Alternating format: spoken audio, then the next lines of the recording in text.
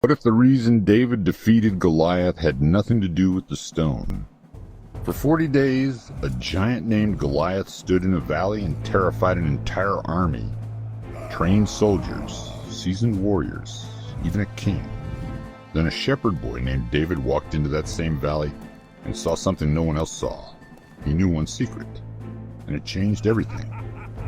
Today, we're stepping into that valley to uncover the one truth that turned fear into courage, and what it means for the giants you're facing right now. The valley was loud.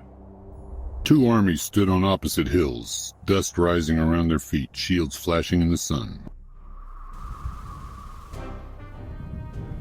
Every morning for 40 days, a giant walked down into the middle of that valley and shouted. His name was Goliath. He was massive. Bronze helmet, coat of armor that shimmered like scales, a spear so heavy it looked like it belonged in a museum, not in a man's hand.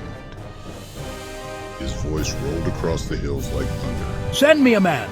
And every time he said it, the soldiers of Israel froze, including their king, Saul.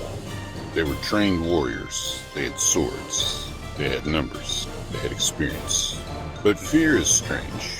It doesn't care about your resume. It only cares about what looks bigger than you. And one afternoon, a teenager showed up with lunch. His name was David. He wasn't there to fight. He was there because his father sent him to check on his older brothers. He carried bread and cheese. No armor, no sword, just a shepherd's staff and a sling tucked into his belt. And that's when he heard the giant. The same speech, the same threats, the same mocking of Israel and of Israel's God. The soldiers around David shook their heads. He's too big, they whispered. No one can beat him. But David didn't say that. And here's the secret. David didn't see Goliath the way everyone else did. Everyone else saw the size of the giant. David saw the size of his God. That's it. That's the difference. When David asked what would happen to the man who defeated Goliath, his older brother snapped at him. Why are you even here? Go back to your sheep. Translation. You don't belong in this conversation. Maybe you've heard that before. But David wasn't trying to prove himself. He was confused. Who is this uncircumcised Philistine that he should defy the armies of the living God?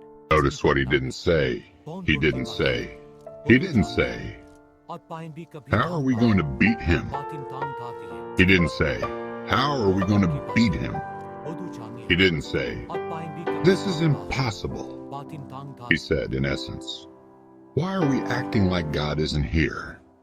That was the secret. David had been alone in fields with sheep. He had faced lions. He had faced bears. No audience. No applause. Just quiet courage and a deep trust that God was with him. So when he looked at Goliath, he didn't see a new problem. He saw a familiar pattern. The Lord who rescued me from the lion and the bear will rescue me from this Philistine. It wasn't arrogance. It was memory. Sometimes faith isn't loud. It's remembering what God has already done. King Saul tried to put his armor on David. Heavy bronze, sword at his side. It didn't fit. David could barely move, so he took it off. That part matters, because the real battle wasn't David versus Goliath. It was trust versus fear. David refused to fight like someone else. He refused to wear armor that wasn't his. He walked down into that valley with 5 smooth stones and a sling, and Goliath laughed. Imagine that moment. The ground shaking as the giant moved closer. The sun hitting metal. The echo of thousands watching. You come at me with sticks? You come to me with sword and spear, but I come to you in the name of the Lord. He ran toward the giant, not away. One stone, one swing, one release.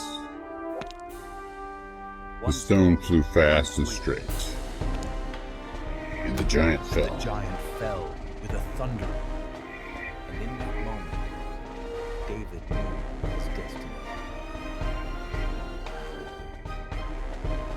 And in that moment, David knew his destiny. And in that moment, David knew his destiny. Here's what David knew that everyone else forgot. Giants are loud. Fear is loud. Threats are loud. But God is greater, even when he's quiet. The soldiers thought Goliath was too big to defeat. David thought he was too big to miss. Same giant, different perspective. Maybe that's the part of the story that still matters today. We all face giants, not 9 feet tall, but real. A diagnosis, a financial wall, a broken relationship, a voice in your head that says, you're not enough. Everyone else may see size. But what do you see? David's secret wasn't a weapon. It was remembering who stood with him. The valley didn't change. The giant didn't shrink. But one young man chose to see differently. And that changed everything. Maybe that's what courage really is. Not pretending the giant isn't there, but refusing to let him be bigger than your faith. Giants will always shout. Doubt will always whisper. But the same God who stood with David in that valley still stands with us today. And sometimes the biggest victories begin with a shift in perspective. If this story encouraged you, like and share with someone who needs hope, and subscribe for more stories.